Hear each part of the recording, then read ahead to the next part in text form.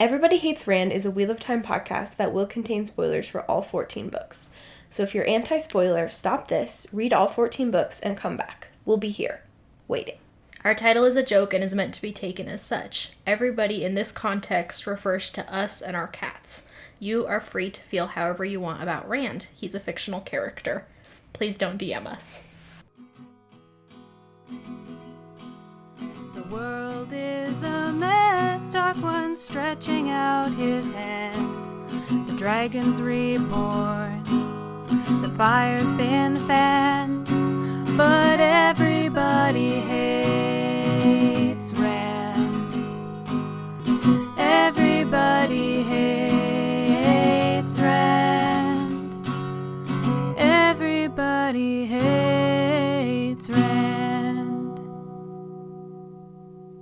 Gotta fill out that blooper reel somehow, because everything we've been saying lately has been gold. Real gold. Yeah. Nuggets of wisdom. Real pearls that we are throwing before you, the swine. That was so mean, and I didn't mean it. But I thought it was funny. Okay, we started this on a very aggressive note, which I think is appropriate. Yeah. This is Everybody Hates Rand, your friendly neighborhood Wheel of Time podcast. I'm Emily Jushaw. And I am Sally Goodger. We are reading the last section of the book before the epilogue. So this is 5 chapters, most of which are quite short.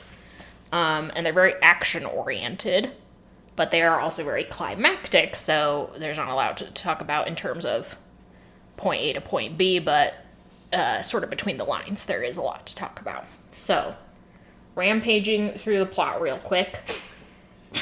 I want to rage. Which is how it feels for real. Matt needs to go to Shale Goal. He asks Grady to travel him there. Grady is like, sorry, no gateways in Shale Goal right now because the pattern is falling apart. Grady speaks with a very weird academic authority on this, something that he is not known for, sort of a author self-insert moment. But he's like, I can get you close. So Matt agrees to travel to a nearby Shanchan scouting camp where he can then get on one of their dragons and fly into Shale Goal. He brings Oliver with him because Oliver is now tied to the Horn of Filier, so They should just kill Oliver. They should kill Oliver and Matt should blow the horn again, and I think that would have been an incredibly funny thing to do. If this was Game of Thrones, that's what would have happened. That's what would have happened, but sadly... No, I don't support killing children. This is an anti-child murder podcast. Yeah, I'm not like Logain or something. Matt and Oliver managed to get into the Valley of Shale Goal, which is in a bad way. They do crash the sad dragon, so R.I.P. yet another mount I know. has died. But Oliver blows the horn, so now the forces at Shale Goal get some good backup, and Matt goes looking for something to do. Meanwhile, this entity called Shaysam, which is sort of Mashadar, the Bad Mist 2.0, sort of with Padan Fain thrown in there as a vessel for it, has come to Shale Goal and is zombifying Trollocs and wanting to kill Rand. This is a very late stage threat being added to the they're plot. like, oh, the mist. I'm like, no, the mist is gone. We dealt with the mist a long time ago. Yeah, it's very shocking. Padan Fain's, we'll talk about this more, about Padan Fain's sort of unwillingness to just exit the narrative is a real stickler for me. We get a fun Gaul point of view, where you find out that Gaul is not only surviving, but thriving in the world of dreams. He's fucking kicking Slayer's ass, and this was the high point of the entire book for me. Agreed. Gaul's just Slayer's like, stay still, and Gaul's like, no. And I've already mastered, like, camouflage and all of the fun world of dreams stuff. Why did anyone say this was hard? Yeah. And I'm like, he's perfect. Gaul, the cunt that you serve on a daily basis. Daily, Charisma, hourly. uniqueness, talent, nerve talent, cutting.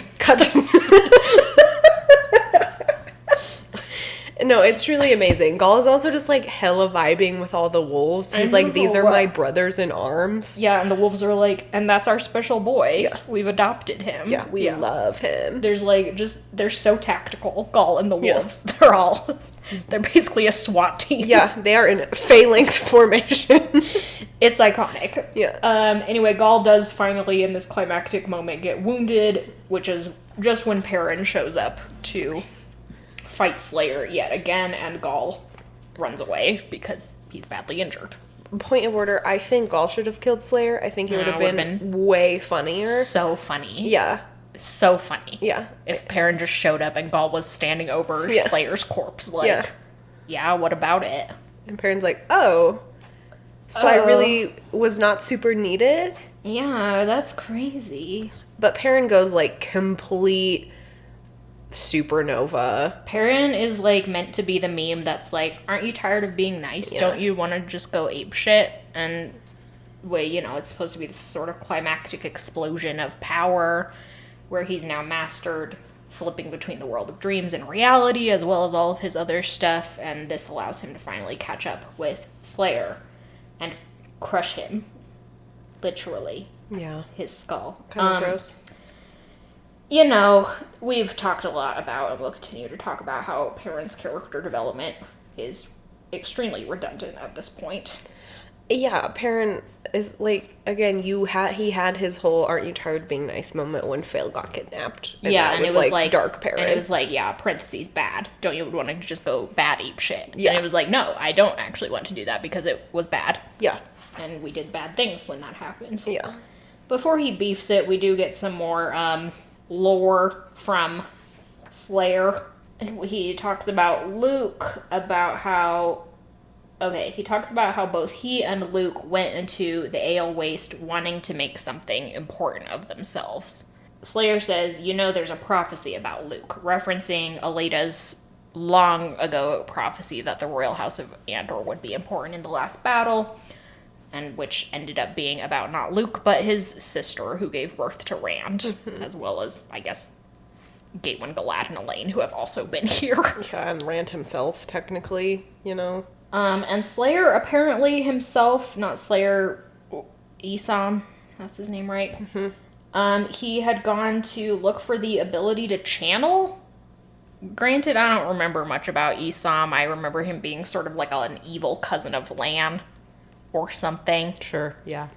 Anyway, so it's these two guys who both sort of showed up, sort of appealing to be made something more of them, which I think is a more interesting indictment of masculinity and sort of the male ego than anything that we've heard thus far. So it's really upsetting that we're only getting it literally now in the last few seconds of Slayer's life. And anyway, yeah, that's how they were, like, warped and turned into this weird entity by the Dark One. But anyway, Perrin kills him. Yeah. You fucking finally. Yeah. Am I right? Perrin's also, like, getting all the wolves together and, you know, like, sort of reforming this big battle. He's kind of leading it. He and Matt meet very briefly. Perrin's like, oh, you did the horn? And Matt's like, no, someone else did it. And Perrin's like, well, what about Fail? Fail was supposed to bring you the horn. And Matt's like, sorry. So he says Fail led the Trollocs away so he could escape. And Perrin's like, well, then she could still be alive. And Matt's like, I guess. I mean, technically, no body, so. Matt, having recognized this creepy mist entity, is like, Perrin, Padon Fane is here. And Perrin's like, that bitch killed my family. I'm gonna kill him. But before he can go after Padon Fane or anyone can take any active action against Padon Fane, Matt gets grabbed by mist tentacles and yanked into the mist, where he confronts Padon Fane. Oh, he grabbed, I guess he sort of pickpocketed the dagger. And everything else that the mist has touched has turned into a zombie or a creep, but Matt explains this away by saying that he was, you know, he's been so exposed to the Shadar Lagoth corruption that it no longer affects him. He's inoculated. Yeah. Now. Like chicken pox. Now, germ theory of disease. Something that's been super prevalent in the series thus far. A world where disease is a major plot point. Yeah, for real. So many people dying of diseases.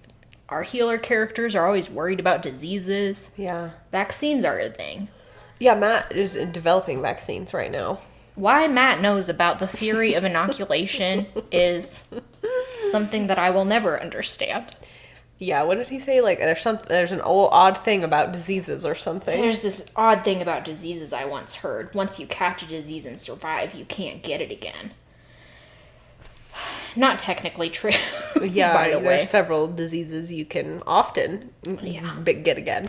But yeah, this is. We'll come back to this when we talk about Matt more at length, I guess. So anyway, he kills Padon He Fane kills with Padon the Fane. dagger, With and the it's dagger. supposed to be one of these narrative circles. Yeah. He's like, more death, our debt is paid, or something. Yeah, like he's that. yeah. I'm like, I really thought we were done with this, but No, we're never done with anything in the Wheel of Time. Perrin goes back to the Wolf Dream after Matt gets fucking yeeted. He finally manages to get Gaul to medical care, thank God.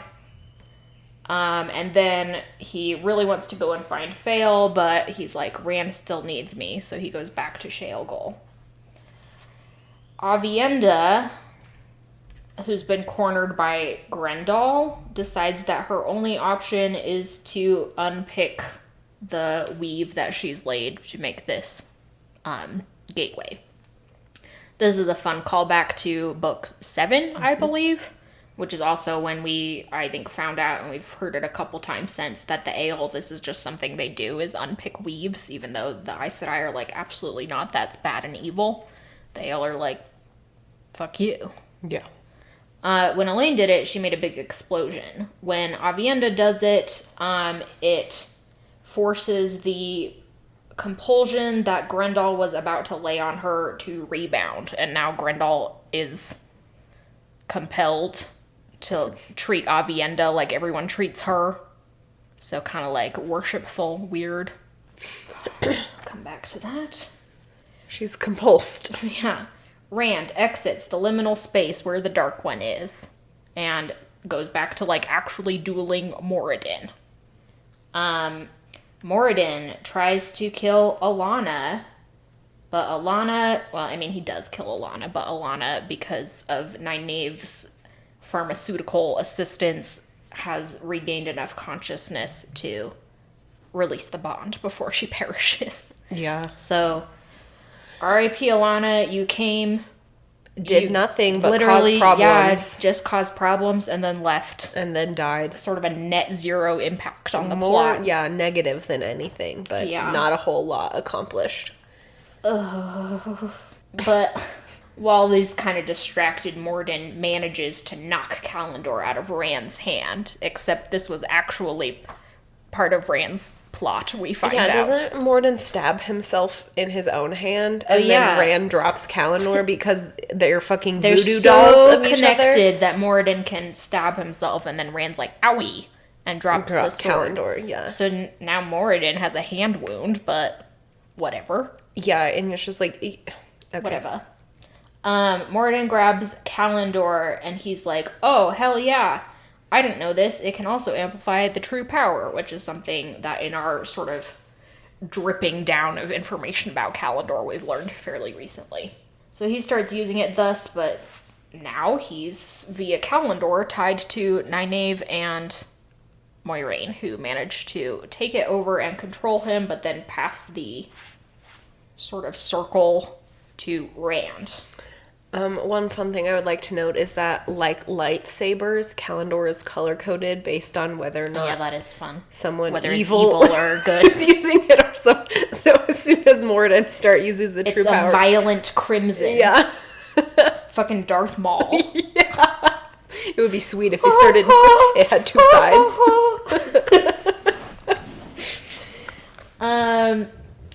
Anyway, Rand then, sort of similar to how he channeled this big thing to cleanse Sidon, he is now like, okay, in order to reseal the Dark One, which he decides to, he waffles for a minute about maybe I should kill him, but then he's like, no, that scary vision was scary, so I'm not going to do that.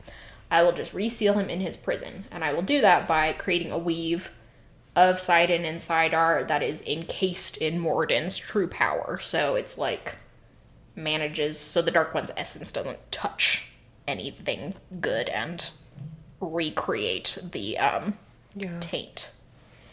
So that's nice. Before he does that, though, of course, we have to actually break the seals on the prison, which we finally get with a hilarious Logain scene wherein he's literally holding a toddler. Yeah. Messiah style. Yeah, Madonna and child. Yeah, and there's like a woman who's like, thank you, my lord. And Logain's like, I love being worshipped. Yeah, and you're like, okay, well, you got what you wanted, freak. Yeah, they're like, wow, we're so glad you saved us. Now we've changed all of our literally millennia of stigma, and now we are going to send our sons to the Black Tower because we see now that you're protectors. Mm-hmm. And Logain's like, that's right, we are.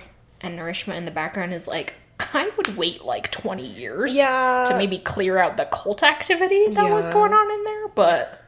Narishma in the background is holding up a little placard. Yeah, Narishma's like, don't do it. No. You will ruin his life. I've almost died so many times. You don't know what I've been through. Anyway, there's this big light show because of Rand taking all this power, and Logain breaks the seals. I know we were all in such doubt that he would. I just want to know how Egg knew there would be a light show. I don't know. Foretelling, I guess. She has that power. She has all the other ones. She might as well. Yeah.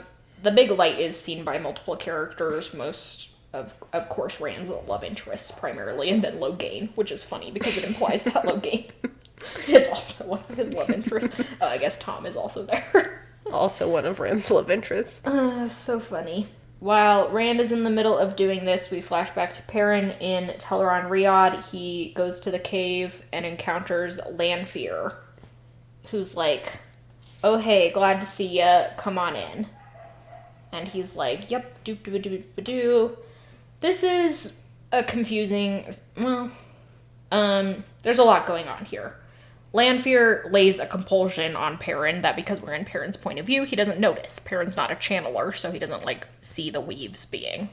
Yeah, and we know this because Lanfear starts talking about what Grendel does. Yeah, Perrin's like, what? And Lanfear's like, oh, don't worry, I hate using this because it's what Grendel does. And we're like, oh, we know now that Perrin's been compulsed, and that's why he's not attacking Lanfear or anything, or being weird about going into the cave with her. I think it's, fun to have a character be under compulsion without knowing it. Not, fun. I mean, it's a horrible crime against humanity, but it's a little sad that it has taken us this long to be in a character's point of view of someone who is being compulsed without knowing it, because it's such a, creepy weave, and we have mostly seen it from the points of view of, Grendel, who's the one using it. Mm-hmm. And it's just, a different perspective when you're in someone's head who is suffering it. Anyway, Lanfear's like, okay, get ready to kill Nynaeve and Moiraine with me. Lanfear's Perrin's like, yeah, you got it, dog. But then he's like, alarm bells are going off, which I guess Lanfear's bad at compulsion. Yeah, Perrin seems to be the first ever character to break compulsion. Just sort of snap out of it. I do think there's the power of monogamy, I will say. Through the power of monogamy. There is something there in that Perrin is in the wolf dream, which is a more liminal space, and we know that weaves don't, hold the way that they do in Teleron Riyadh in real life. And that is what Perrin utilizes to, snap out of it. Lanfear's, counting down. It's so dramatic. And Perrin's like, I just have to remember what is real, and that is that I love Fail. This is meant to be, Lanfear has laid this compulsion on Perrin to fall in love with her, and therefore Perrin has to undo that by remembering, wait, I'm married. It doesn't land, though, because it's not immediately clear within these page and a half that the weave that Lanfear has done is to make Perrin fall in love with her. Mm-hmm. Perrin's not acting like someone who's in love, he's just acting like, oh, here's an ally. Yeah. So that's confusing. We have also had a very monogamy-centric thing about how when Perrin's in the wolf dream, he's meant to just sort of like anchor himself to the real world by remembering Fael and his life with her. Mm-hmm. So it's like you're sort of evoking two separate things here, which makes it weird. Mm-hmm. And then Perrin snaps Lanfear's neck. Dog, it is brutal. It is, yeah, you're like, hey. You didn't have like a knife on your... I mean, not that stabbing someone is much less brutal, but... I'm like, what happened to your hammer? What happened? Yeah, to literally just they're like... It's not like there's non-brutal ways to kill people when Les Perrin had like a poison, you know? But it is just when he just reaches out and... One-handed, I have to assume, because he's got to be holding his hammer. Yeah. The sort of mechanics of this scene don't make sense. And you're otherwise. like, okay, is he ginormous? Like, what's the... Like, again, I know we're in the wolf dream. Did everyone think it would be weirder if Perrin smushed her head with his hammer? Like, I don't think that's any less violent than I don't think so either. Neck than with just your bare hands. Reaching out, and it's like it's effortless for him. He just snaps her neck, and you're like, Jesus Christ. And you're like, oh, hey, dog. And then Perrin's like, and now I have this weird blowback because I was still technically sort of under compulsion to be in love with her, so now I'm, like, grieving her. And I'm like, that's also weird. Mm-hmm. You could have just had it be like, I'm a Two Rivers guy and I don't like killing women. And that would have been normal. Yeah. Having this, like, lingering, I'm half in love with Lanfear is so bizarre. It's just such a brutal way for Lanfear to go. I know, she just beefs it. So if you're keeping track of the Forsaken, that means we're down to Grendel, who's alive, technically, but now mind-controlled. Moridin, unconfirmed death. Mm-hmm. Dunno. And Moridin, who's currently being used as a conduit for massive amounts of power, which can't be good for, you know, can't be good for your health. For your organs. But after Perrin, we see Rand successfully put the Dark One back into his prison, and Moiraine and Nynaeve exit the pit of Shale Gaul, and they can, like, look back and see Rand and Moridin, but nothing else. And that is where we end before the epilogue. Cut. Yeah, smash, hard cut. So that's the... You might be wondering how I got here. You might be wondering why I got here. So obviously, lots of loose ends to tie up in the epilogue, but we'll get back to that in a minute. Matt's climactic moment. Major flop. Yeah. That's, of course, tied to the fact that Padan Fain has been a flop for the last... 14 books. 14 books. I mean, he sort of lost any threatening power he had in book 7, when I think he had a fairly successful return of just sort of jumping out at Rand and giving him the secondary wound on his side, and ever since then he's been irrelevant to the plot. Mm-hmm. So bringing him back now is... Flop City. Flop City. Yeah, you guys should have figured this out. You should have just gone. Books ago. You should have just been... I don't know. Well, the implication, from what we see from his point of view, is that what's happening to him is, like, once he finds a place to settle down, he will create a new Shadar Logoth. Yeah, which I actually think is fine. Yeah, I think that's interesting. I think that's something you could have done something with. Like, yeah.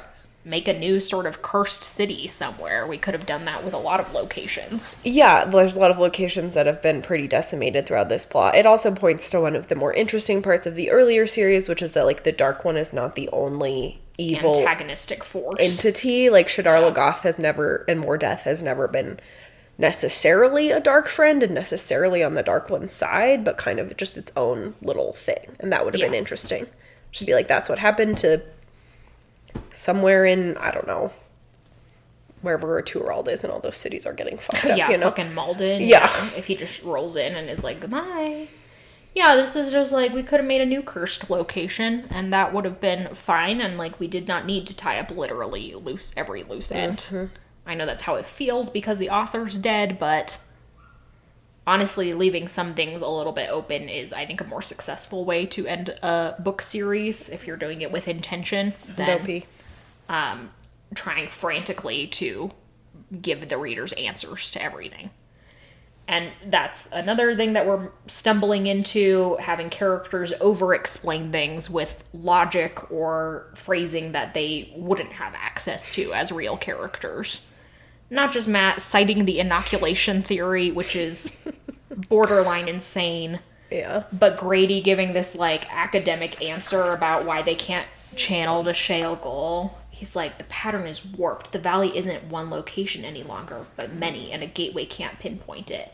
I'm like, how the fuck do you know that, Grady? Yeah, Grady. Grady, what you should know is I've tried channeling there. Don't work. I can't. Don't work. And it's like, I know enough about how what's happening there to be like, okay, that makes sense. Magic's fucky up there. Magic's way fucked there. Totally makes sense. End of explanation. Similarly, Matt killing Padon Fane isn't something I needed an explanation for. There's enough narrative resonance there, as silly as it is at this juncture, for me to be like, yeah, sure. If anyone's gonna do it, it's Matt. Yeah, with the dagger. That's great. With the dagger that he pickpockets off of Padon Fane. That's a Matt thing to do, you know? Yep, end. Of course, Matt ending up in Shale, this whole sequence is very rushed. The sort of ludicrousness of Matt riding a dragon into this after he's been commanding a major battle, literally an hour ago. Matt crashing a dragon into this. Like, it's just some peak buffoonery. That's on me. I didn't remember that they crashed the dragon. Yeah. What is it with Brandon Sanderson and crashing dragons? I don't know. And Matt's like, a bunch of bones are breaking. I hope it's the dragons. And I'm like, I don't. I hope it's rocks. I hope the dragon is fine. I hope it's twigs. Yeah. In this landscape. Yeah. I hope it landed on some Trollocs. Yeah. Stop wishing for the... It's not the dragon's fault that they're commandeered by the evil empire. Yeah, what the fuck? So, Matt's ending... You know, not literally his ending. We'll get a couple more Matt points of view in the epilogue, but Matt's sort of full circle moment lands pretty flat because, as you referenced, Matt's really tied the knot already on that kind of arc of his life. Mm-hmm. Arguably, it was Perrin who had more of a, like, stake in the Padon Fane fight, since he's just now finding out that Padon Fane was the one who killed his family. But it's like Brandon Sanderson was like, oh shit, I have too many things for Perrin to do. He has to kill Slayer. He has to kill Lanfear. He can only do those things. He's the only one who can do those things because he's the only one left in the world of dreams. Yeah. I guess he can't kill Padon Fane also. That would be ludicrous. Yeah. And it's like, well, you're correct, Brandon. And the way you fix that is by having him kill Slayer at the end of last book. Mm-hmm. Someone else kills Lanfear. And Perrin... Gaul kills Lanfear because he doesn't have any fucking compunctions about killing a woman. Yeah. He's like, he okay, just anyway. fully stabs her in the back. Yeah. Bye. Or that could have been something like Edwene did, since Edwene is also in the World of Dreams or some of the wise ones, or anybody, really. Yeah, you referenced the sequence being incredibly rushed, which I can't help but... I mean, I do agree with, but I can't help but think about it in the context of Matt. Like, there is something... Jokes about disease theory aside, interesting about being like Matt with all of these incredibly odd things that happen to him. He's no longer tied to the Hone of Relir. He's no longer tied to this dagger. Like, he keeps having odd things happen. And he is immune to the mist, but not necessarily like articulate that to us. But maybe if there was more time for Matt to be able to move around in the mist and do like trickster god things that nobody else could do on this battlefront, that could be really interesting regardless of what Padon Fane is doing. But we only have half a page for Matt to have this encounter, so it has to be done at like the speed of light, and that's just bad. Yeah, I think the just rush of movement is really impeding the plot here. Mm-hmm. I think there was a fix here that was possible, which is that between all the balefire and Rand's sort of fight with the Dark One, you could have, not easily, but you could have transposed the battlefield at Merilor into Shale Goal. Yeah. Or at least pulled significant figures just sort of into it. Yeah, I think structurally having multiple battlefronts didn't actually do any good for the narrative. Yeah, the sort of like time dilation effect was interesting, but I think this ultimate last stand should have just been at Shale Goal. Yeah, like that just should have been where the battle was, and then that would have had our main characters at the epicenter already, giving them more time for these climactic sequences. Yeah, then we wouldn't have had to have Fail traveling back and forth, Yeah. trying to get the Horn of Valir places. It would have ended up being a good thing that they'd been traveled into the Blight. Yeah. Lots of possibilities here. Yeah, that we just sort of tripped over. Perrin suffering from similar things. He's got way too much to do at the last bit. The stuff with Lanfear is bizarre because he's only interacted with Lanfear once before this book. So having him be the one to fucking murk her is wild. Yeah, it also is just tonally so odd to be in this moment where it's like Perrin is overcoming a big hang-up male characters have, which is killing women, and yet this is one of the more gruesome murders of a woman that we have on screen. Like, I just want to note that it was very jarring to have Perrin just snap her neck and be like, oh well, she was bad, and it's like, yes, of course she was, but this was also very gruesome violence against women. Let's just acknowledge that. Yeah, it was yeah, can't get over the neck snapping thing. Really, it's always gonna be like, yo. Yeah. Hey. What? Yeah. Then again, we've complained at length about how the narrative refuses to just kill women. Ari Grendal. Yeah. Who's now not dead, but is instead mind-controlled in a sort of humiliating reversal of everything that she's done to people. Yeah. And that's also gross in a violence against women sort of way. And it feels like there's no winning here because this is what we're stuck with. These are the misogyny books. Yeah, absolutely. Like, I think it's great to finally be in a place where, like, one, we are just going to kill a bad guy. Like, thank God Perrin is just like, nope, we're done. Yeah. Like, that's great. It is just, like, very graphic. And I think this is one instance, I've done this before when writing where, like, you are in the words, so perhaps you don't realize how graphic it is because you're just like, oh, he just snapped her neck, no big deal. But, like, when you read it, you're like, that's gruesome to reach out and snap someone's neck, and it just might not have settled the same way with Brandon as it does with the readers. Like, horror writer Stephen King isn't like, wow, I'm so fucking nasty. Yeah. Well, maybe he is being Stephen King. Well, most horror writers are like, I'm just doing my little thing. Ooh, that's kind of creepy. But then someone reads it and is like, hey. Dog, are you what good? The fuck? Yeah. And you're like, it was totally mediated between me in the writing process, so I didn't think about it at all. And it's just real nasty. And again, the like added layer of he's in love with Lanfear because she forced him to be in love with her is ick. The whole thing is just like exceptionally gruesome again to this point because it is rushed in 2 pages. Like it just feels weird. Yeah. But so much to your point, like we've discussed this at length too. There seems to be no good possible end for any of the female Forsaken because it's like, we can't kill them, so we have to put them in these humiliating states where they're not in control of themselves, or we do kill them, but it's in some really horrible way. Grotesque way. Yeah, I don't know. It's not like many of the male Forsaken just get killed in, like, an explosion, or get eaten by mist off screen. Yeah. Or get, Commander just got stabbed, and, like, that's a horrible way to die, got but beheaded, I guess. It's died in battle. Get beheaded. Yeah, but it's like glorious, he died in battle. Yeah, there's an element of like the men always go down fighting, the women always go down in these sort of horrific, literally snapped neck from behind way, which it's like, hey. But agreed, there's way too much for Perrin to be doing. The fight with Slayer, I honestly skimmed it when Perrin's just like, I'm running through. I was like, I've been here 6 times already. I've watched this exact same fight with Slayer for the past 7 books, and I'm so over it. And it would be really cool, Brandon, if I hadn't already read it 4 times. Yeah. You should have just had Gaul kill him. Yeah. And then Perrin and Lanfear or Perrin and Podonfane could have done whatever they wanted. So we're also focusing on way the wrong things with Perrin's character development here. We're talking about his like letting loose, going apeshit, when the real important thing that's happening here is that he is choosing to leave Fail in order to do something important. And there's something that is interesting there in the fact that Perrin has such faith that Fail could still be alive. Yeah. It would be a really great time to acknowledge that, like, she is also an agent who has made her own decisions, and that's sort of implicitly what he's doing, but in a book that is making everything explicit, maybe we should make this explicit too. That he is sort of finally acknowledging that when it comes down to it, they are two separate people. She gets to make her own choices, and he has to live with them too. Yeah, and also that Fail is a competent person. Yeah. Like, that he can trust that, well, she's in a bad situation, but she's a trained fighter, she's a trained horseman.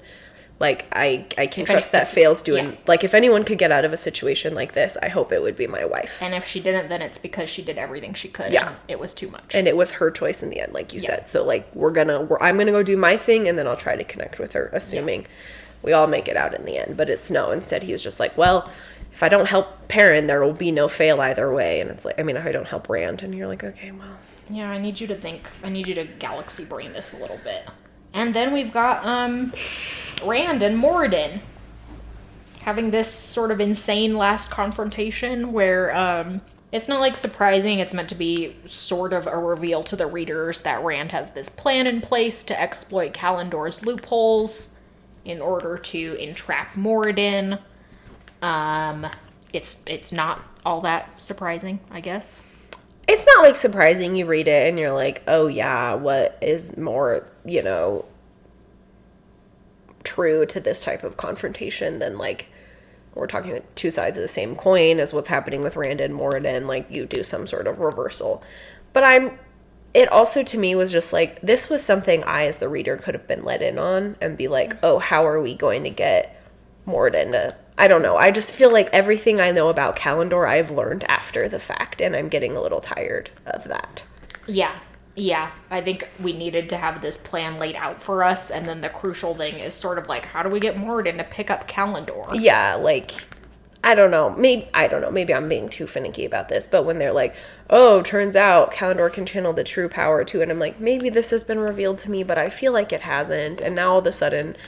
oh no, is this really bad or is this really good? I have no idea, and I have no idea that Nynaeve and Moiraine's circle will still work on someone channeling the true power, because I don't have really any rules for this magic system. Like, I just have to stand on faith with what they're doing. So, like, yeah, how do we get Kalandor into Moridin's hands without putting Rand's life genuinely at risk? I don't know. It could have been a more interesting thing, I guess. But maybe I'm just being too, again, picky about it. No, I think I remember reading this and just being like, what? Yeah. And having to, like, reread it, like, 3 times, just go back across the page, be like, okay, and this will get more confusing in a minute, I'm afraid to let you know, in the epilogue, as the sort of Rand-Moridin meld sort of becomes full circle, but, yeah, it's fine. I know Brandon Sanderson especially loves to, like, pull one over on the readers, do a late stage reveal. In this case, you should have let other things reveal themselves, like the fact that Matt is immune to the creepy mist. Yeah. That's something you could have revealed without them being like, and this is why. Yeah. So you don't accuse me on Twitter of making things up. I don't know. I always think you can do more interesting things if you give the readers information up front, and then it's like, what if Kalandor drops but Moridin doesn't pick it up? Then Moridin's what do we like, do? I don't need a sword. I've got a good sword already. Yeah, my sword's great and I love her. Yeah. And then you're like, shit, how do we get him to pick up Kalandor? There's just a lot more interesting.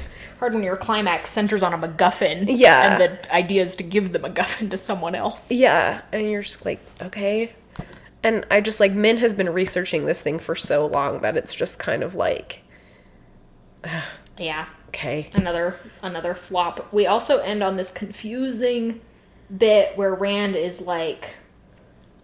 He understood finally that the Dark One was not the enemy. It never had been. Smash cut. And it's like... Do you? Because I don't. Yeah, I specifically read that and I was like, wow, Brandon has been explaining everything to me except this apparently incredible thematic resolution. Yeah, epiphany of a moment that Rand is having that makes no sense to us, which means that the writing has failed. Yeah. If you're trying to explain that, because all we've learned is that the Dark One is the enemy. Yeah, the Dark One likes evil. That's kind of his deal. This entire series has been like, the Dark One's the enemy. Yeah, and it's like is something we talked, I think, extensively in the last episode or a couple episodes ago about how this ending section is playing with different theologies, including perhaps the idea that there's no good nor evil, but just like perspectives, yada yada. But like what the Dark One is showing us is not lending itself to that. What the Dark One is showing us is patently bad. So yeah, they're like, here, let's trade visions for the future. And the Dark One's like, okay, bad, bad, bad, bad, evil. And you're like, so he's not the enemy? Yeah, if he's not the enemy, bestie, who is? And it's like, what? Yeah, I just don't get what is being said here. Is it meant to be like, well, there are no enemies, or like people failing is the enemy? Yeah, the whole I thought, I was like, okay, so people are the enemy, like the guys who came in here in the Age of Legends and fucked it up so badly, like that was like kind of a tragic accident. Yeah, like they were doing the best they could, the whole time I was just like, okay, I've accepted your conclusion that like the Dark One is an integral part of the universe, like that's how you've constructed it, so you can't actually kill him. That's fine. That doesn't mean he's an ally. I was lost. Yeah, it really doesn't make sense. Yeah, if you're trying to veer away from this sort of narrative of like good versus evil at the very last second, then it's just not gonna fly unless you really put in the groundwork earlier, which this series has not. This series has very much been good versus evil. Good versus evil. And then the really Dark stuck One to that line. And then the Dark One showed up and was like, tee-hee-hee. Tee-hee-hee, I am evil, and I'm so evil that I will even eliminating me totally will turn out to be evil in its own way.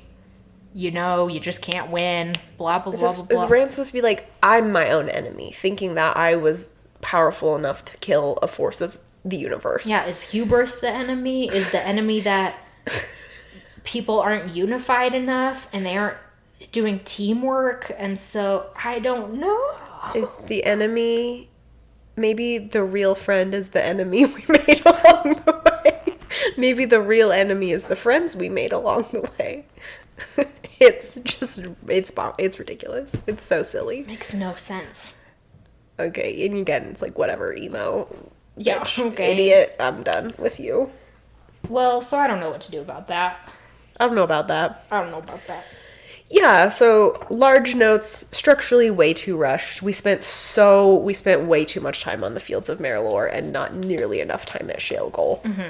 It's actually incredibly frustrating to me as a first-time reader of this book to be like, why wasn't the last battle chapter about these things that are happening? This to me feels like the cosmic last battle, not an actual battle. But what do I know about the forces of good and evil?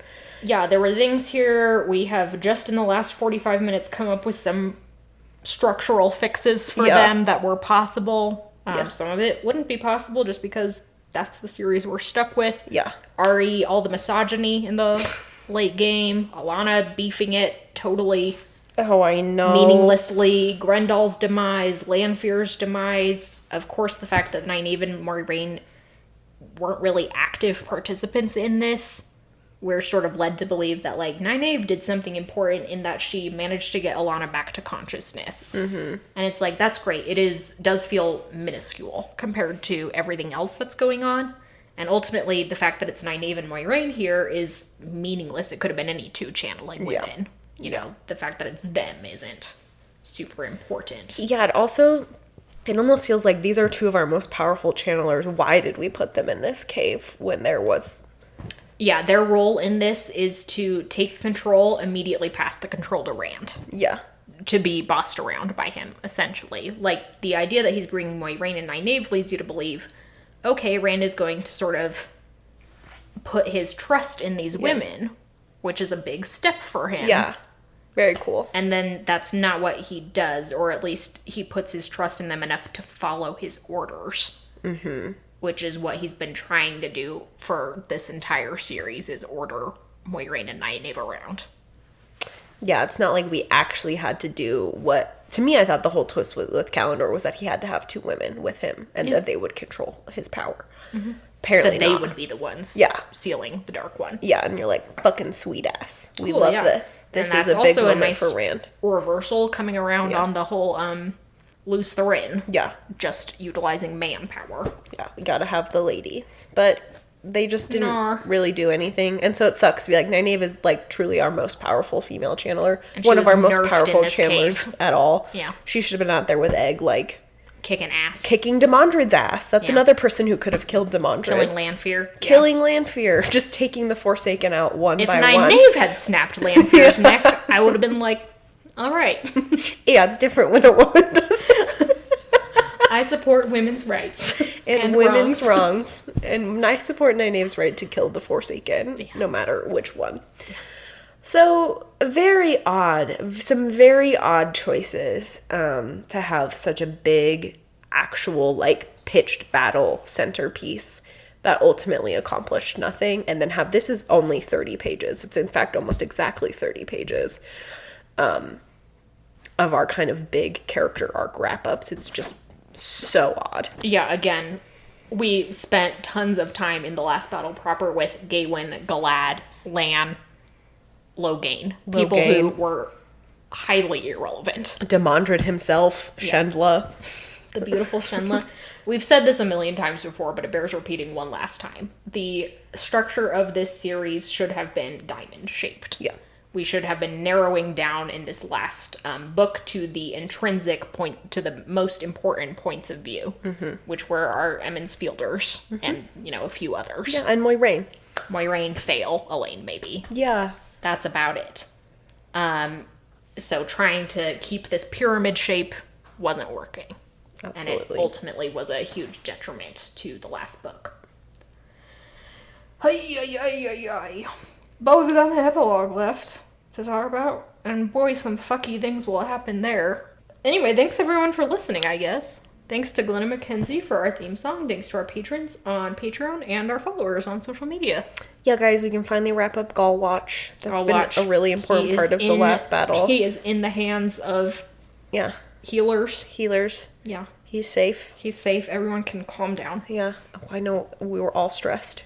I certainly was. Moral panic was being started. Yeah. Woof. Yeah, but thank you so much for listening. We're so close to the end, which feels really weird. I don't really know how to process how close we are to the end of this podcast, but We'll talk about the epilogue next time, and then we will wrap up with an episode or two following yeah, that. just kind of talk about the series in general, character arcs, and any other thoughts that we have on the Wheelie time. We might ask for a Q&A Yeah. now that we have the whole series under our Yeah, belt. that's true. Now that I've read the whole thing, or nearly. But we'll come back to you with that. More next time. Do you have a sign-off? I do. This is so stupid. I have several chronic illnesses. One of them impacts my heart rate effectively. It's a lot more complicated than that. But there's just a pretty bad storm in the valley today, so I woke up feeling poorly like I knew I would. But I have a stupid Apple Watch that like notes your quote exercise minutes by your heart rate specifically. And I have it only set to 15 minutes because that's sometimes all that I can do given the chronic illnesses. So it pinged at one point today and I'm like, oh, that's weird. They're like, you did your exercise minutes. And I'm like, no, I didn't. That's so odd. And then I kept going. And at one point I was like, I need to sit down. I do not feel good. And I looked at my watch and it was like, you have 40 exercise minutes. And I was like, this is crazy. My heart rate had been like 120 for like the past 20 minutes. And I was like, this is dangerous. Idiot, sit down. So that's a little note on how I'm not always paying attention to my body, and I really should be. That's medically very dangerous. So if you're not actively, I was just standing. Congratulations on your exercise. Yeah. My exercise. Am I standing? Yeah. Anyway, not a very exciting one. I'll try to bring a really good one for the last time. Yeah, I'll dig deep into childhood trauma to sort of. To the annals. Yeah. Okay, everyone, have a good week. Bye.